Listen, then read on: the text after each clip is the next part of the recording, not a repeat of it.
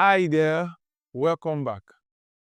Having understood the rudiments of taxation, types of taxes that you're expected to pay as a freelancer, as a small business, it is then important to then speak to the regulatory framework of the Nigerian tax system, particularly as it affects MSMEs and freelancer. Then you ask yourself, what is a small business in the eyes of the law? According to Company and Alien Matters Act 2020, a small business is such business whose annual turnover is not more than 120 million naira and whose net assets is not more than 60 million naira. However, the advent of Finance Act from 2019 as amended up to 2023 has now amended that section of Company and Alien Matters Act to now state that a small company is such company whose annual turnover is less than or equals to 25 million naira, right? And as such, if your annual turnover, by annual turnover I mean the revenue you make in the year, is less than or equals to 25 million, it then means that your company income tax will be zero. You will not be chargeable to company income tax, and as well you will not be chargeable with tertiary education tax. Tertiary education tax is a tax that is paid by all companies in Nigeria as a contribution to a fund known as tax fund. So that fund is then used to develop the educational sector, particularly the tertiary institutions in Nigeria. That's why when you go to some schools on certain building, you see inscription like tax fund, ETF. So it is monies from this fund that are used to build those infrastructure in those schools. So you will not be paying any tertiary education tax as long as you're a small business. However, there is also an act, that's the Industrial Development Income Tax Relief Act, Section 1, subsection 7, precisely allows a tax, an initial tax holiday of 4 years, a company, an initial tax holiday of 4 years. Particularly if you're a small business operating in the primary agricultural production. Maybe you are into production of food. For the first 4 years, you are entitled to a tax holiday, meaning that for the first 4 years, you are not entitled to pay any tax, even when you make profit as a small business, right? So, having talked about this, it then makes sense to now talk about the classification of business according to Finance Act versus the Nigerian Tax Act 2025 that will be implemented in 2026. Now, let's get into it. For Finance Act, like I mentioned earlier, on small company, when your annual turnover is less than or equals to 25 million, then also you now went further to talk about medium companies. Finance Act recognized medium company as a company whose turnover is more than 25 million but less than or equals to 100 million naira. In the eyes of Finance Act that is currently operational, you are considered as a medium company or a medium business, and you have to pay a company income tax on your profits of 20%. And of course, you are also obligated to pay a tertiary education tax of 3%. It was usually 2%, it was amended to 2.5%, but now at the rate of 3% of your accessible or adjusted profit. However, a large company is now seen as a company whose turnover is greater than 100 million naira. So once your turnover is greater than 100 million naira, in the eyes of the law, you are seen as a large company and you're obligated to pay company income tax at the rate of 30%. And of course, you also pay tertiary education tax. Let's now compare and contrast this with the Nigerian Tax Act 2025.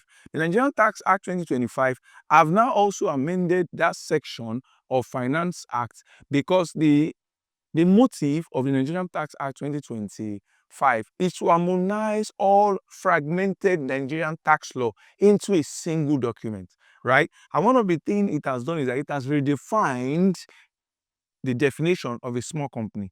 So a small company is now seen as a company whose annual turnover is now less than or equals to 100 million naira.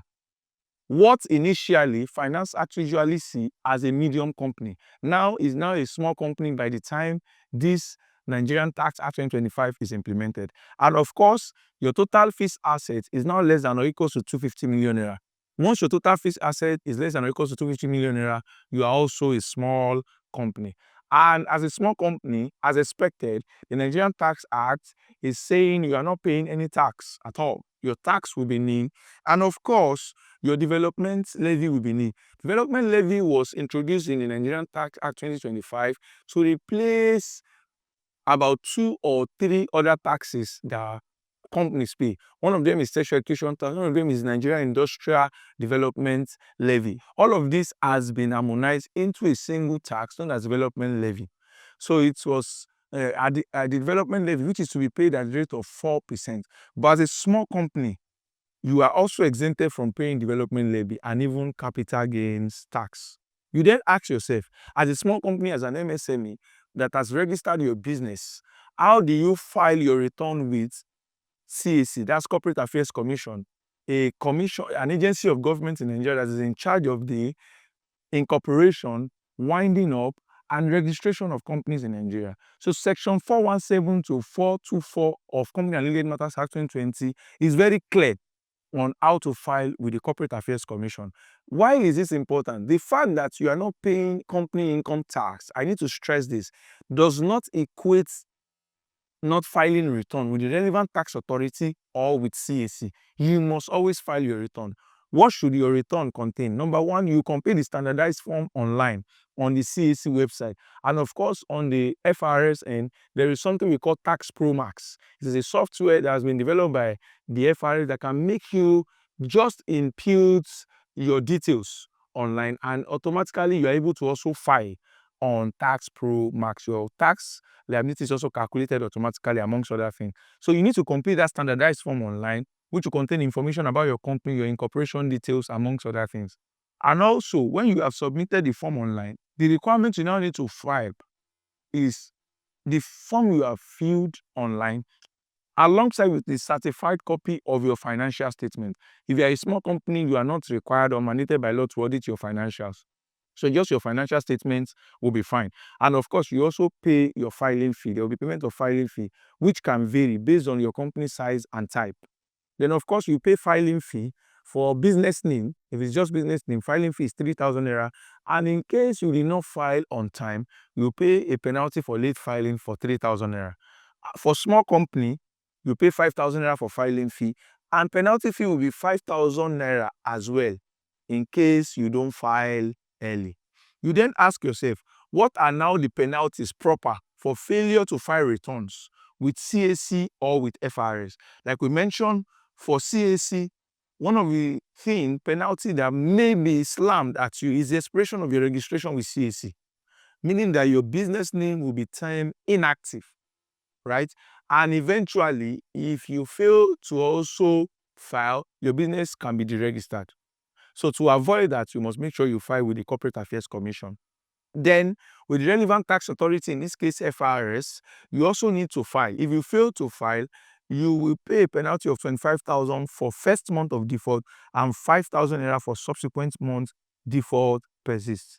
Again, as a small business owner, as a freelancer, exemption from company income tax does not equate not filing your return with the relevant tax authority and with CAC.